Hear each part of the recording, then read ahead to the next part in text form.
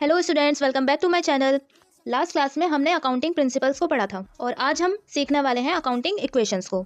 So let's start. Accounting का सबसे basic rule कहता है कि बिजनेस की टोटल प्रॉपर्टी यानी कि एसेट्स इज इक्वल टू होगा ओनर का पैसा यानी कि capital plus liability.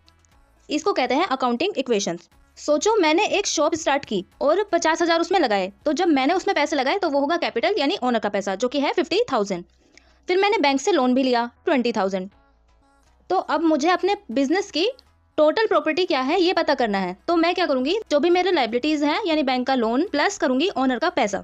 50 and 20 is equal to 70। तो 70,000 होगा मेरी बिजनेस की total property. The second part is effect of transactions on accounting equations, यानी कि जब हम अकाउंटिंग इक्वेशंस करते हैं तो उसकी वजह से हमारे ट्रांजेक्शन्स पे क्या इफेक्ट पड़ता है, इसको देखते हैं। The first example is started business with cash, यानी कि एक बिजनेस स्टार्ट किया और उसमें पैसा लगाया रवि ने 60,000। तो 60,000 उसका हो गया कैपिटल जो उसने स्टार्टिंग में लगाया था।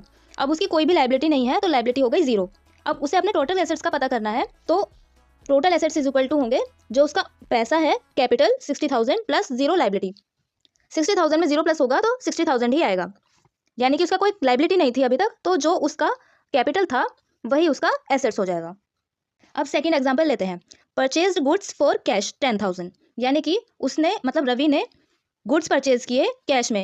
तो जब उसने गुड्स परचेज किए तो पैसा तो चला गया क्योंकि उसने दिए हैं, खरीदा है कोई सामान। जब कोई सामान खरीदते हैं तो पैसा जाता है और गुड्स आते हैं, तो गुड्स आ गया और उसका कैश कम हो गया 10,000 से। तो यही उसका एसेट हो जाएगा, टोटल एसेट सेम रहेगा। इसमें उसकी कोई भी लायबिलिटी नहीं थी तो लायबिलिटी 0 रहेगी। Example 3, purchased furniture on credit 15,000, यानी कि क्रेडिट में मतलब उधार में खरीदा 15,000 का फर्नीचर। उधार में फर्नीचर खरीदने का मतलब हो गया कि उसने लायबिलिटीज कमा लिया है। अब इसमें उसका एसेट तो बढ़ा यानी कि फर्नीचर आया है, लेकिन साथ ही साथ लायबिलिटी भी आ गई है जो कि है 15,000।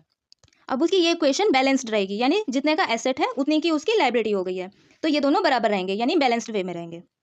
एग्जाम्पल 4 लेते हैं कि ओनर ने अपने पर्सनल यूज के लिए बिजनेस में से 50,000 विड्रॉ कर लिए। मतलब जितना उसने कैपिटल लगाया था 50,000, वो पूरा ही अमाउंट उसने विड्रॉ कर लिया अपने पर्सनल यूज के लिए। तो जो कैपिटल था वो 0 हो गया और इक्वेशन बैलेंस हो गई, क्योंकि लायबिलिटी उसके पास 0 थी और अब कैपिटल भी 0 हो गया। तो 0 + 0 is equal to assets, assets भी 0 हो गए, तो इक्वेशन बैलेंस रहेगी।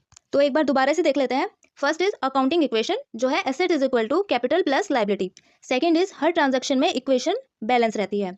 थर्ड इज एसेट्स कभी भी कम या ज्यादा हो सकता है। एंड फोर्थ इज कैपिटल और लायबिलिटी मिलकर एसेट्स बनाते हैं। तो ये था हमारा आज का छोटा सा टॉपिक।